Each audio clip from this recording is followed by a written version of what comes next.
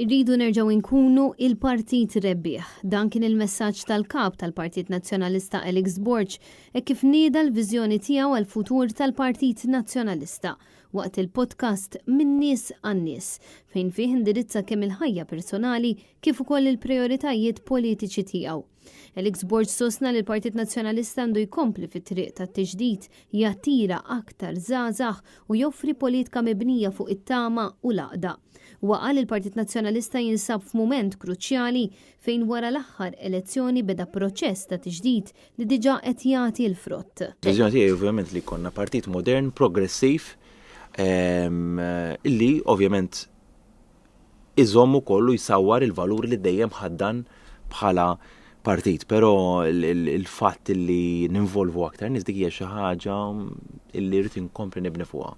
U fil-fatt kulħadd ra fil-ġurnata wara li tħabbar ir-riżultat elettorali kif għamilna s-sejħa biex jissieħbu n-nies bħala volontira, mijiet ta' nies applikaw biex jisiru volontira. Il-kap tal-Partit Nazzjonalista qal li waħda mill-prijoritajiet ewlenin tiegħu hija li jerġa' jqiegħed liż-żgħażagħ fiċ-ċentru tal-politika. Huwa qal il-politika m'għandix tkun riservata għal ftit persuni iżda għandha tagħti spazju lil ġenerazzjoni ġdida biex tieħu deċiżjonijiet li jsawru l-futur tal-pajjiż.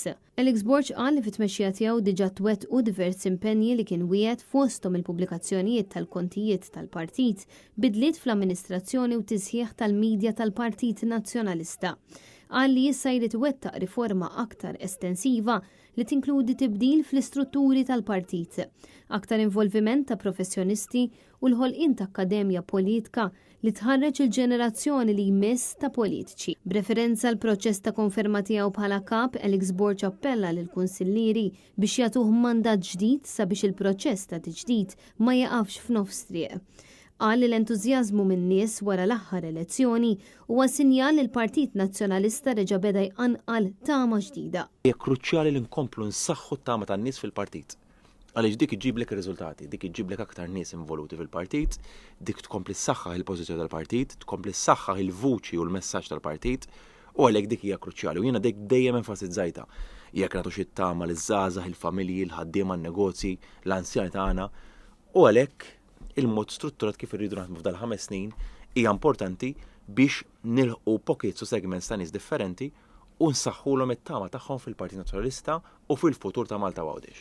Mistoqsija li il-kunsillieri għandhom jikkonfermaw fit-tmexxija tal-Partit Nazzjonalista, Alex Borg qal li jixtieq ikompli jibni fuq il-bidliet li diġà bdew isiru, isaħħaħ l-organizzazzjoni tal-partit u jressaq aktar nies lejn il-politika.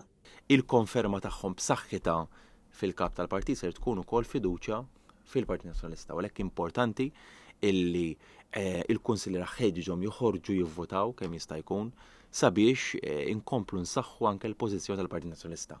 Illi dik hija importanti għal snin li ġejjin biex kif jiġu l-ewwel test elettorali ikonna partit maqut, partit b'saħħtu, partit b'kap ukoll illi mexxina fid-direzzjoni lejn rebħa elettorali illi ilna naħdmu għalija u nemmen illi wasal il-moment illi verament nimxu lejn dik id-direzzjoni. Matul il-podcast Alex Borg tkellem ukoll dwar il-ħajja personali tiegħu, l-importanza tal-familja għalih u l-esperjenza li għadda minna wara t-telfa ta' missieru li qal li waslitu biex jidħol fil-politika.